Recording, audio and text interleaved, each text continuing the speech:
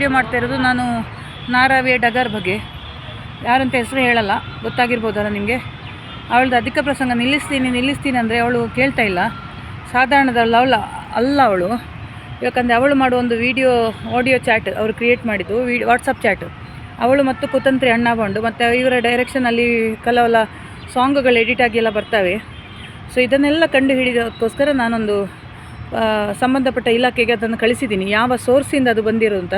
ಇವರು ಹೇಳ್ತಾರೆ D ಗ್ಯಾಂಗ್ನವರು create ಮಾಡಿರೋಂಥ. ಡಿ ಗ್ಯಾಂಗ್ನವರು ಕ್ರಿಯೇಟ್ ಮಾಡಿರೋದಲ್ಲ, ಇದರ ಹಿಂದಿನ ಮಾಸ್ಟರ್ ಮೈಂಡ್ ಅಣ್ಣ ಬಾಂಡ್. ಅದು ಯಾವ ಇದರಲ್ಲಿ ಕ್ರಿಯೇಟ್ ಆಯಿತು, ಎಲ್ಲಿಂದ, ಯಾವ ವಾಟ್ಸಪ್ಪಿಂದ ಯಾವ ಗ್ರೂಪಿಗೆ ಬಂದಿದೆ ಆ ಸಾಂಗ್ಗಳೆಲ್ಲ, ಅದನ್ನೆಲ್ಲ ಕಂಡು ಹಿಡಲಿಕ್ಕೆ ನಾನು ಕಾನೂನಾತ್ಮಕವಾಗಿ ಹೋಗ್ತಾ ಇದ್ದೀನಿ. ಸೊ ಇದೊಂದು ದಿವಸವನ್ನು ನಾನು ಅದರ ಹಿಂದೆ ಇದ್ದಿದ್ದೀನಿ. ಸೊ ನಾನು ವಿಷಯಕ್ಕೆ ಬರ್ತಿರೋದು ಡಗರ್ ನಾರಾವಿ ಅಂತ ಫೇಮಸ್ ಆದ ಆ ಹೆಂಗಸಿನ ಬಗ್ಗೆ ಹೇಳೋಕ್ಕೆ. ಸೊ ಇವಳಿಗೆ 9 ಜನ ಅಣ್ಣ ತಮ್ಮಂದಿರಂತೆ. ಬಟ್ ಮನೆಯಲ್ಲಿ ಯಾರೂ ಸೇರಿಸ್ಕೊಳ್ಳಲ್ಲ. ಇವಳಿಗೆ ಏನಂದರೆ ಒಂದು ರೋಗ ಇದೆ. ಅವಳೇ ಹೇಳಿದ್ಲು ಗಂಡ ಬಿಟ್ಟು ಹೋಗಿದ್ದಾರೆ. ನಾನು ಕೇಳಿದ ಅವಳ ವೈಯಕ್ತಿಕ, ಅವಳೇ ಹೇಳಿದ್ದು ನನಗೆ ಗಂಡ ಬಿಟ್ಟು ಹೋಗಿದ್ದಾರೆ ಅಂತ. ಅವಳು ಎಲ್ಲದರಲ್ಲಿ ಓಪನ್ ಆಗಿ ಹೇಳ್ತಿದ್ದಾರೆ ನನ್ನ ಗಂಡ ನನ್ನನ್ನು ಬಿಟ್ಟು ಹೋಗಿದ್ದಾರೆ ಅಂತ. ಸೊ ಈ ಗಂಡ ಬಿಟ್ಟವರಿಗೆ ಒಂದು ಮಾನಸಿಕ ಸಮಸ್ಯೆ ಇದೆ. ಇನ್ನೊಂದು ಫ್ಯಾಮಿಲಿ ಅಲ್ಲ, ಇನ್ನೊಬ್ಬರು ಚೆನ್ನಾಗಿದ್ದರೆ ನೋಡ್ಕೊಳ್ಳಿಕ್ಕೆ ಅದು ಸಹಿಸ್ಲಿಕ್ಕಾಗಲ್ಲ. ಅದು ಸೈಕಾಲಜಿಕಲ್ ಪ್ರಾಬ್ಲಮ್, ನನಗೆ ಗೊತ್ತು. ಸೊ ಇನ್ನೊಂದು ಗಂಡ ಹೆಂಡತಿ ಚೆನ್ನಾಗಿದ್ರು, ಅಲ್ಲಂದರೆ ಇನ್ನೊಂದು, ಈಗ ನನ್ನ ಬಗ್ಗೆನೇ ನಂದು ಪ್ರಶಾಂತ್ ಅವಳು ಕಿಡಿಕಾರಿ ಅವಳಿಗೆ ಜಲಸೆ ಆಗಿದ್ದೆ ಏನಂದರೆ, ಸೊ ನಾನು ಅವಳಿಗೆ ಎಲ್ಲ ವಿಷಯ ಹೇಳ್ತಿದ್ದೆ. ನಾವೊಂದು ಬಿಸ್ನೆಸ್ ಮಾಡ್ತಾಯಿದ್ದೀವಿ, ನಾನು ಮೀಟ್ ಆಗಿದ್ದೀನಿ, ಅವರ ಮಗಳ ವಿಷಯ ಎಲ್ಲ ಮಾತಾಡ್ತಿದ್ದೆ. ಇದು ಕೇಳುವಾಗ ಸೊ ನಮ್ಮ ನಡುವೆ ಏನು ಸಂಬಂಧ ಇಲ್ಲ. ಅವಳು ಕ್ರಿಯೇಟ್ ಮಾಡಿದ್ದು, ಅವಳಿಗೆ ಒಂದು ಜಲಸ್ ಆಯಿತು, ಇವರನ್ನು ಹೇಗಾದರೂ ಮಾಡಿ ತಪ್ಪಿಸಬೇಕು ಅಂತ ಒಂದು ಸ್ಟೋರಿ ಕ್ರಿಯೇಟ್ ಮಾಡಿದ್ದು, ಆಯಿತಾ. ಸೊ ಇದಕ್ಕೆ ಬಲಿಪಶುವಾಗಿದ್ದು ನಾನು ಮತ್ತು ಪ್ರಶಾಂತ್. ನಾನಾದರೂ ಪರವಾಗಿಲ್ಲ, ನಾನು ತುಂಬ ಧೈರ್ಯದಲ್ಲಿದ್ದೀನಿ, ನನಗೆ ಅಂಥದ್ದೆಲ್ಲ ಕೇಳಿ ಅಭ್ಯಾಸ ಇದೆ. ಬಟ್ ಪ್ರಶಾಂತ್ ತುಂಬ ಡಿಪ್ರೆಸ್ಡ್ ಆಗಿದ್ದಾರೆ. ಯಾಕಂದರೆ ಅವರಿಗೊಂದು ಸೋಷಲ್ ಇಮೇಜ್ ಇದೆ, ಅವರಿಗೊಂದು ಹೆಂಡತಿ, ಫ್ಯಾಮಿಲಿ, ಮಗಳು ಎಲ್ಲ ಇದ್ದಾರೆ. ಸೊ ಇದೆಲ್ಲ ಸ್ಪ್ರೆಡ್ ಮಾಡಿ ಈ ಥರ ಸೋಷಲ್ ಮೀಡಿಯಾದಲ್ಲಿ ಕ್ರಿಯೇಟ್ ಮಾಡಿದ್ದು ನೋಡಿ. ಮೊನ್ನೆ ಕ್ರಿಯೇಟ್ ಮಾಡಿದ ಆ ವಾಟ್ಸಪ್ ಚಾಟು, ಹಲ್ಕಟ್ಟು ಚಾಟು. ಅದು ಅವನು ನನಗೆ ಎಲ್ಲಿಂದ ಸಿಕ್ಕಿದೆ ಅಂದರೆ, ಅಲ್ಲಿ ಅವನು ಗುಳ್ಳೆನರಿ ಇದ್ದಾನಲ್ಲ, ಹರಿಣಾಕ್ಷ ಶೆಟ್ಟಿ, ಅವನು ವಾಟ್ಸಪ್ ಸ್ಟೇಟಸಲ್ಲಿ ಹಾಕಿದ್ದ. ಇವಳಿಗೆ ತೆಗೆದು ಕಳಿಸಿದೆ, ಇನ್ನೂ ಸ್ವಲ್ಪ ಎಡಿಟ್ ಮಾಡು, ಸ್ವಲ್ಪ ಚೆಂದಾಗಿ ಬರೀ, ಅಕ್ಷರ ತಪ್ಪಿದೆ ಅಂತ.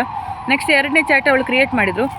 ನನಗೆ ಇದರ ಹಿಂದೆ ಈ ಬರವಣಿಗೆ ಎಲ್ಲ ನೋಡುವಾಗ ಸ್ವಲ್ಪ ಫಸ್ಟ್ ಬರೆದಿದ್ದು ಯಾರು, ಇವರೇ ಮಾಡಿರೋದು. 5ನೇ ಕ್ಲಾಸ್ 6ನೇ ಕ್ಲಾಸ್ ಕಲಿತವರು.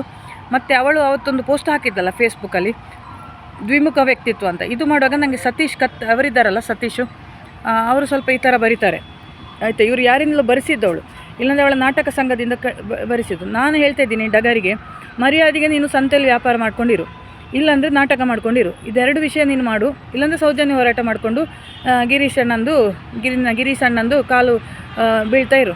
ಇದು ಬಿಟ್ಟು ನೀನು ನನ್ನ ತಂಟೆಗೆ ಬಂದರೆ ನಿನ್ನನ್ನು ಲಗ್ಗಡಿ ತೆಗೆದಾಕ್ತೀನಿ ನಾನು.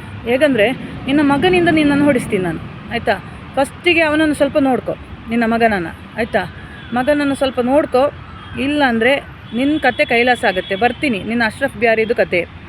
ನೀನು ಅಶ್ರಫ್ ಬ್ಯಾರಿ ಜೊತೆ ಇದ್ದುದು, ಅವನು ನಿನ್ನನ್ನು ಕೆಲಸದಿಂದ ಹೊರಗೆ ಹಾಕಿದ್ದು, ಅವನನ್ನು ನೀನು ಸಣ್ಣ ವಯಸ್ಸಿನಿಂದ ಚಿಕ್ಕವರನ್ನು ಬಿಡಲ್ಲ, ದೊಡ್ಡವರನ್ನು ಬಿಡಲ್ಲ ಅಲ್ವಾ ನಿಮಗೆ. ನೆಕ್ಸ್ಟ್ ಅದಾದಮೇಲೆ ಏನಾಯಿತು, ನಿನ್ನನ್ನು ನೋಡ್ಕೊಳ್ಳೋದು ಪಕ್ಕದ ಮನೆ ಬ್ಯಾರಿ, ಅವನ ಜೊತೆ ವೀಡಿಯೋ ಕಾಲ್ ಮಾಡೋದು ನಾವು ನೋಡಿದ್ದೀವಿ ಕಾಸರಗೋಡಿಗೆ ಬಂದಾಗ. ಸೊ ಯಾರಾದರೂ ಪಕ್ಕದ ಮನೆಯ ಜೊತೆ ವೀಡಿಯೋ ಕಾಲ್ ಮಾಡ್ಕೊಂಡು ಇದು ಮಾಡ್ತಾನೆ. ನೀನು ಅವತ್ತು ಮೂಡುಬಿದ್ರಿಗೆ ಸ್ಟೇಷನಿಂದ ಬಂದವನು ಓಡಿ ಹೋಗಿದ್ದು ಆ ಬ್ಯಾರಿ ಕರೆದು, ಆಯಿತಾ. ಸೊ ಅವನ ಜೊತೆ ಗಲಾಟೆ ಆಗೋಗಳು ನಾವು ಬೇಕಾಯಿತು ನಿಮಗೆ ಸಂಧಾನ ಮಾಡೋಕ್ಕೆ.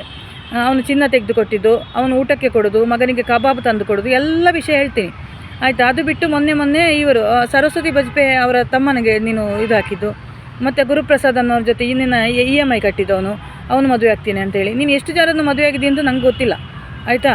ಇನ್ನೊಂದು ಏನು ಮಾಡಿದ್ದೀನಿ ನೀನೀಗ, ಪ್ರೆಸೆಂಟ್ ಮೊನ್ನೆ ನಮ್ಮ ಮೋಹನ್ ಅಣ್ಣನ ತಮ್ಮನನ್ನು ಸ್ಕೆಚ್ ಹಾಕಿದ್ದು. ಅವನು ಪಾಪ ನನಗೆ ಎಲ್ಲ ವಿಷಯ ಕೇಳಿದಾಗ ನೀನು ಅವನಿಗೆ FIR ಮಾಡ್ತೀನಿ ಅಂತ ಹೆದರಿಸಿದ್ದು. ಅವನು ಸೂಸೈಡ್ ಮಾಡ್ಕೊಂಡು ಅಂದರೆ ಅದಕ್ಕೆ ಜವಾಬ್ದಾರಿ ನೀನೇ. ಅವರನ್ನೇನು ಲಗಾಡಿ ತೆಗೆದು ಇಂಥ ಎಷ್ಟು ಗಂಡಸರನ್ನು ಲಗಾಡಿ ತೆಗೆದು ಬ್ಲ್ಯಾಕ್ ಮೇಲ್ ಮಾಡಿದ್ದೀನಿ ಅಂತ ನಾನು ಹೇಳ್ತೀನಿ, ಆಯಿತಾ. ನಿನ್ನ ಲಿಸ್ಟು ತೊಗೊಂಡು ಬರ್ತೀನಿ, ನಿನ್ನ ನಾರಾವಿ ಸಂತೆಗೆ ಪುಡಿ ಮಡಿ ಹಾಕ್ತೀನಿ ಇದನ್ನು ಚರಿತ್ರೆಯನ್ನು, ಆಯಿತಾ. ಸೊ ನಾವು ಮಾನ ಮರ್ಯಾದೆಯಿಂದ ಬದುಕೋರು, ಒಳ್ಳೆ ಕೆಲಸ ಮಾಡಿ ಮಾನ ಮರ್ಯಾದೆಯಿಂದ ಬದುಕೋರು. ನನ್ನ ವಿಷಯಕ್ಕೆ ನೀನು ಬರಬೇಡ. ನನ್ನ ಗಂಡ ಹೆಣ್ಣು ಅಂತ ನಾರಾವಿ ಸಂತೆಗೆ ಬಂದು ತೋರಿಸ್ತೀನಿ, ಆಯಿತಾ. ಅಲ್ಲಿವರೆಗೆ ನಾರಾವಿಯ ಡಗರು ಬಾಯಿ ಮುಚ್ಕೊಂಡಿರಬೇಕು. ನನ್ನ ಪೋಸ್ಟಿಗೆ ವಾಲಿಗೆ ಬಂದು ಕಮೆಂಟ್ ಮಾಡಿದರೆ ಜಾಗ್ರತೆ. ನಾನು ಕಾಲ್ ಮಾಡಿ ಮಾತಾಡುವಾಗ ರಿಪ್ಲೈ ಕೊಡಬೇಕು, ಆಯಿತಾ. ಇಲ್ಲಾಂದರೆ ನನಗೆ ಡೈರೆಕ್ಟ್ ಕಾಲ್ ಮಾಡುವಷ್ಟು ಧೈರ್ಯ ನಿಂಗೆ ಇರಬೇಕು. ಇದೆರಡು ಇಲ್ಲಾಂದರೆ ಬಾಯಿ ಮುಚ್ಕೊಂಡು ಕೂತ್ಕೊ ಮನೆಯಲ್ಲಿ ಅಷ್ಟೇ. ಇದು ಫೈನಲ್ ವಾರ್ನಿಂಗ್ ನಿನಗೆ.